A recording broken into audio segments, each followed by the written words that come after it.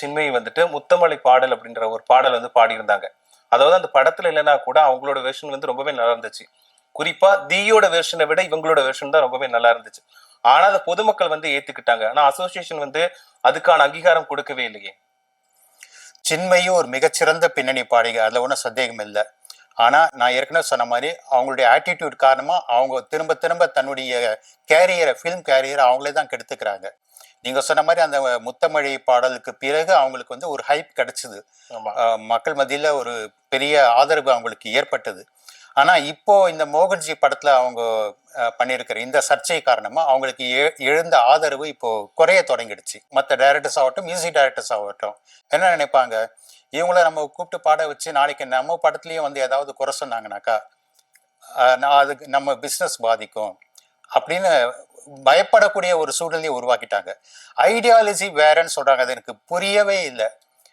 இப்போ நாத்திகம் நாத்திகம் ரெண்டு விஷயங்கள் வந்து சினிமா துறையில் இருக்கு. இதுதான் மேஜரா ஸ்பிளிட் ஆகிருக்கு. மோகன்ஜி ஒரு பழுத்த ஆத்திகர், சின்மயும் ஒரு பழுத்த ஆன்மீகவாதி தான். அப்போ இந்த இடத்துல வந்து ஆத்திகன் மாத்திகன்ற முரண்பாடு கூட வரல.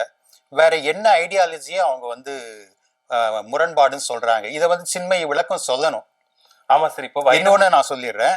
இப்போ உதாரணத்துக்கு சூப்பர் ஸ்டார் ரஜினிகாந்த் ஒரு பழுத்த ஆன்மீகவாதி. அவர் வந்து ஓரளவுக்கு வலதுசாரி சிந்தனைகளோட ஒத்து போகிறவர், இது எல்லாருக்கும் தெரியும். ஆனா முழுக்க முழுக்க இடதுசாரி சிந்தனை கொண்ட பாரஜித்துடைய படங்களில், ஒரு படம் இல்லை 2 படங்களில் ரஜினிகாந்த் ஹீரோவா நடிச்சார். அதுல காலான்ற படம் வந்து அவருடைய ஐடியாலஜிக்கு அகேன்ஸ்டான ஐடியாலஜியே வலியுறுத்துகிற படம்.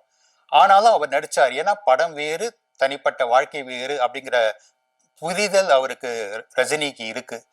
அந்த புரிதல் எல்லாரும், சினிமா கலைஞர்கள் எல்லாருக்கும் இருக்கணும். ஆனா சின்மயிக்கு இல்லையா, அல்லது அவங்க வந்து பொய் சொல்றாங்களா அப்படிங்கறது அவங்க தான் விளக்கம் சொல்லணும்.